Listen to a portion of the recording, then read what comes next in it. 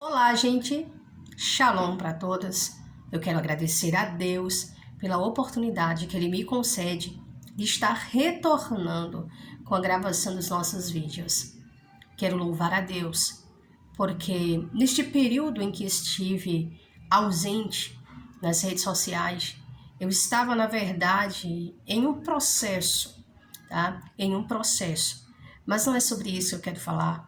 Eu quero, claro, agradecer a Deus, porque Ele tem confiado a sua obra nas nossas mãos.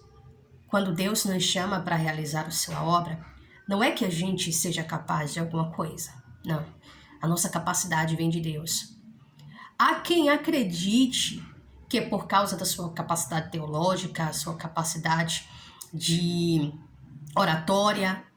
Alguns acreditam que são porque oram muito ou jejuam muito, porém se enganam. Se nós podemos realizar, é porque Deus nos dá a capacidade. É dele que vem a nossa capacidade.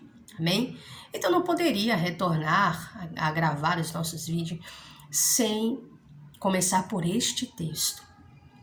Mateus capítulo 8, a partir do verso 23. Mateus nos conta que Jesus, ele entra no barco e os seus discípulos o seguem. No meio, já em alto mar, uma grande tempestade se levanta. A tempestade era tão forte que as águas, ela batia contra o barquinho. E diante disto, os discípulos desesperadamente faziam de tudo para tirarem a água do barco. Enquanto isso, o mestre dormia. Desesperadamente, os discípulos se sentem incomodados com isso, se sentem incomodados porque enquanto a tempestade estava acontecendo, o mestre dormia. Então, eles se aproximam do barco, se aproximam do Senhor e dizem assim: Mestre, não te importa que pereçamos? Jesus se põe de pé, serenamente, repreende os discípulos e em seguida repreende a tempestade. Olhando para isso, nós percebemos perfeitamente como o Senhor é poderoso. Naquela ocasião, o eterno Filho de Deus, o Messias, o ungido do Senhor, Jesus, mostra diante dos discípulos o seu poder sobre a questão da natureza, mostrando o seu poder sobre a tempestade. Não era porque Jesus estava dormindo que ele não estava preocupado com os discípulos. Não era porque Jesus estava dormindo que ele não se importava com os seus discípulos. Jesus se importa com você. Jesus, ele se importa com você. Muitas vezes você olha e reclama e diz: Mestre, o Senhor não está nos vendo, o Senhor não está me vendo. Senhor, eu não suporto mais tudo isso, o Senhor não está me vendo. Deixa eu te falar uma coisa. Ele está te vendo e ele conhece a situação. Só que tem um momento certo para ele se levantar e realizar a sua vontade. Quando o mestre se levanta diante dos gritos de desespero, de medo dos seus discípulos, ele repreende primeiro os discípulos, dizendo: Por que temeis, homens de pouca fé? É preciso que entendamos perfeitamente que não é porque a tempestade está assolando o nosso barquinho que vai atrapalhar o propósito de Deus. Jesus tinha um propósito lá em Gadara. Era necessário que ele chegasse em Gadara porque ele tinha uma grande obra a realizar naquela província. Porém, diante, ou seja, em meio ao trajeto, no caminho, a tempestade se levantou.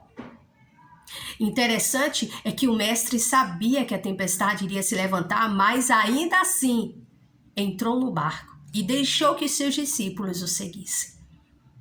Eu quero concluir neste momento dizendo uma coisa para você.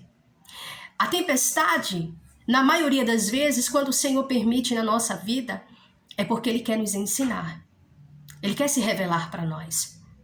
Lembre-se que Jesus tinha acabado de começar o seu ministério, fazia poucos dias que ele tinha chamado os seus discípulos para segui-lo. Ele tinha escolhido aqueles homens a dedo.